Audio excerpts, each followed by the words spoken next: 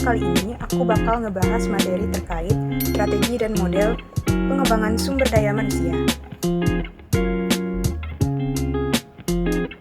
Nah, yang pertama yaitu pengertian PSDM atau pengembangan sumber daya manusia. Pengembangan sumber daya manusia adalah proses peningkatan kemampuan, pengetahuan, keterampilan, sikap, dan kualitas individu agar mampu bekerja secara efektif mencapai tujuan organisasi. Nah, tujuan PSDM atau pengembangan sumber daya manusia yaitu yang pertama meningkatkan kompetensi SDM atau sumber daya manusia, yang kedua meningkatkan produktivitas kerja, dan yang ketiga membentuk karakter dan profesionalisme, dan yang keempat mempersiapkan kepemimpinan, dan yang kelima meningkatkan kualitas organisasi. Nah, strategi pengembangan SDM.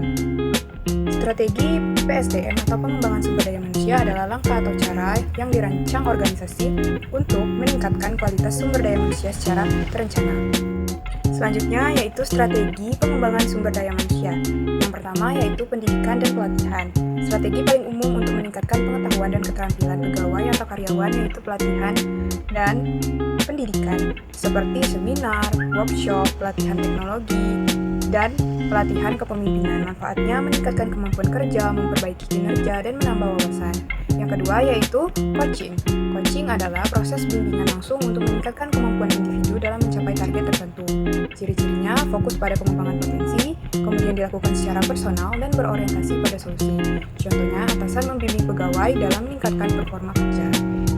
Dan yang ketiga yaitu mentoring. Mentoring adalah proses pendampingan oleh orang yang lebih berpengalaman kepada individu yang lebih baru. Tujuannya yang pertama yaitu untuk transfer pengalaman, yang kedua pembentukan karakter, dan yang ketiga pengembangan karir.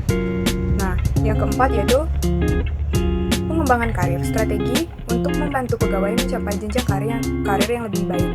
Bentuknya itu promosi jabatan, penilaian kinerja, dan perencanaan karir.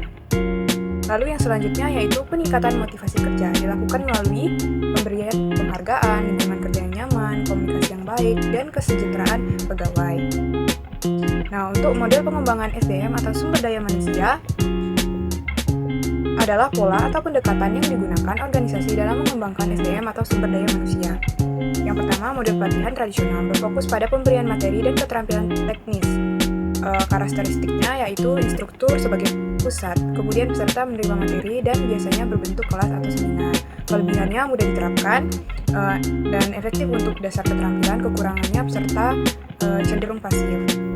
Untuk model yang kedua yaitu model berbasis kompetensi. Pengembangan dilakukan berdasarkan kompetensi yang dibutuhkan organisasi. Fokusnya yaitu kemampuan kerja, sikap profesional, dan keterampilan khusus. Contohnya pelatihan guru berdasarkan kompetensi, pedagogik, dan profesional. Kemudian yang ketiga yaitu model pembelajaran organisasi atau learning organization. Organisasi menciptakan budaya belajar secara terus-menerus. Ciri-cirinya terbuka terhadap perubahan, mendorong inovasi, dan semua anggota terus belajar. Nah, yang keempat yaitu model human capital atau SDM dipandang sebagai aset utama organisasi. Fokusnya investasi pada manusia, kemudian peningkatan kualitas jangka panjang, dan pengembangan kreativitas dan inovasi. Nah, yang kelima yaitu model experiential learning. Pengembangan dilakukan melalui pengalaman langsung seperti praktik lapangan, simulasi kerja, magang. Kemudian keunggulannya peserta lebih cepat memahami karena mengalami langsung.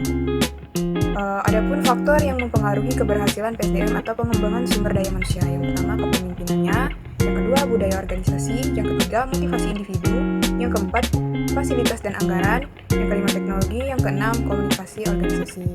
Tujuan akhir dari PSDM atau pengembangan sumber daya manusia yaitu adalah menciptakan sumber daya manusia yang kompeten, profesional, adaptif, kreatif, dan mampu bersaing dan mendukung kemampuan organisasi.